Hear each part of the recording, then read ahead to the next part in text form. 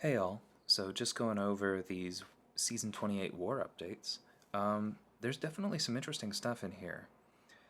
First off, this new tactics setup, where for the higher tiers, tactics will be set for the entire season, and then lower tiers, you'll have more flexibility. I think I like this overall, because as they say here, they're hopefully trying to decrease the amount of planning required by officers. From what I've gathered, a lot of mid and lower tier alliances um, tend to assign war by paths, where it's like this particular player has path 4 pretty much every time. And they have, a set of champions that are good for the most common path 4 placements, and that works out most of the time. And that's great, I'm not knocking that at all. But as you go higher up the chain, a lot of the tier 1 and tier 2 alliances, to try and eke out those last few attack bonus, tend to plan things where each node is assigned with a specific attacker. So, I mean, and this isn't news to a lot of you. If you watch any of my war videos, you'll see that I'm assigned like path 3 in tier 1, and then this specific mini, and then like path 5 in tier 2, and then these two specific minis, maybe the boss. But that will change every war because it's about champions versus specific nodes, not about picking paths and then picking players that usually pretty much work. And adding attack tactics and having to take that into account as you're planning at that level of detail could be a real problem, especially if you're looking at 3 new tactics, both offensively and defensively, and they change every season. I mean, that makes me kind of tired just saying it. However, doing it this way, where it's static, should hopefully break down roughly so that those alliances where the officers are planning attack at a more granular level also have a more static playing field, so they can kind of learn the way things work for one season, do it that way, but then it will change, so it shouldn't get stagnant. We'll see how it works out, but I really like that on the face of it. And then, like I said, as we go down the map, where planning tends to be less granular, you have a little bit more randomness and a little bit more control, which should hopefully make war a little more interesting. That sounds great. Untouchables is reworked. I don't know how to feel about this one yet, because one of the attack tactics gives you slow, and you can see here that now Untouchables punishes slow. That seems a little odd, but some of the champions that have access to slow do also have some power control. We'll see how that works out. I do think it's a good idea that they dropped the extra ability accuracy, because we saw how many problems that was causing last season, right? I think this one will be interesting. It also does not punish things like true accuracy and true strike, and there are still plenty of champions that can handle that pretty well. So I am very glad they're doing something about tie breaking. Um, like they say right here, ties suck, and there are too many of them. That's 100% true. I'm personally not a fan of this solution, because if two alliances are on equal footing, then I think it makes sense for the alliance that finished fights on average faster to win, because that kind of implies that they played at a higher skill level, right? Totally fine with that. Or maybe they just boosted bigger, which tells you that they invested more resources, and arguably they deserve the win for that. I'm all good with that. However, if you have a small alliance where most of their defenders and attackers are 5 stars, going up against an alliance where most of the defenders and attackers are 6-star rank 3s, and the smaller alliance fights that bigger alliance to a standstill, to an attack bonus tie, then the smaller alliance played at a higher skill level. But because the larger alliance is most likely going to have beefier defenders and harder hitting attackers, there's almost no way they lose this tiebreaker. So that's kind of a bummer, but It says right here this is a stopgap, so I'm not going to lose any sleep over that. I'm glad they've decided to try and break away from ties, and this is at least a step in that direction, right? Undo button is huge. um, yeah, that's just absolutely huge.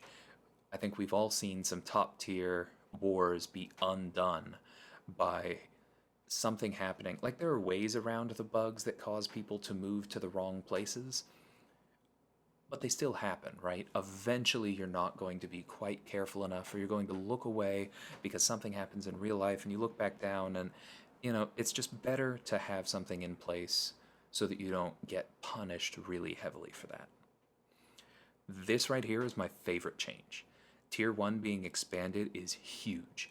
A lot of us have been saying for a long time that Tier 1 was too small because you had a lot of Tier 2 alliances basically going toe to toe with and either beating or almost beating alliances all the way at the top of Tier 1. But then, especially after last season when they dropped the win bonus to, I think it's 30,000 instead of 50,000, then those alliances that were winning against much stronger opponents were often getting just barely more points than big opponents in Tier 1 were for losing other wars. Now, the multiplier is complicated and was shared between any two opponents that specifically matched with each other, but it still led to a lot of shenanigans and really distorted the landscape of who placed where in war.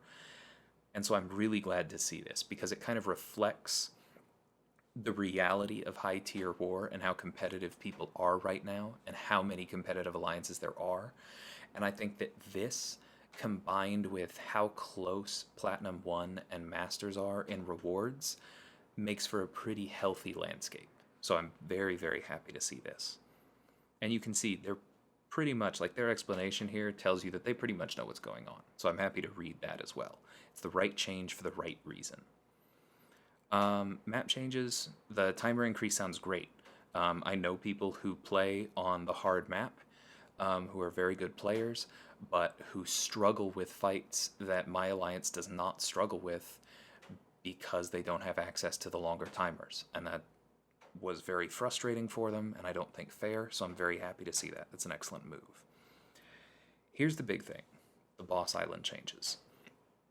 We all know who they mean by a couple of champions that play by different rules. They're talking about Ghost and Quake. They even say a couple, not a handful. We know who they are. I do not think that this is the way to address that, because by turning off all evade and all miss abilities, you hit a very wide swath of champions. That takes out Tigra, who used to be one of the best options for Apocalypse bosses or just Apocalypse minis. It takes her out on any of those nodes, and it takes her out against a number of other projectile champs as well. That takes out Mr. Negative against some of those nodes. It takes out Elsa against some of those nodes. On my champion, you've seen me take a number of minis with Mr. Fantastic, and it has sometimes come up that his high evade chance as the fight progresses keeps me healthy or even saves me outright. That will be gone on these nodes. When Stark Enhanced Spider-Man eventually gets added to the pool, this will nerf him on those nodes. This takes away Professor X's ability to miss via his falter, which makes it safer to charge his heavies. Hood is getting rebuffed soon, and the ability to miss was a huge part of making his kit competitive. If that comes back in a similar way at all, it will hurt him as well. I don't really like this approach. I have seen some people respond, well, we weren't really using those guys as attackers anyways. But the thing is that I think we weren't using a lot of those champs as attackers for some of these fights, in part because of how dominant Ghost and Quake were.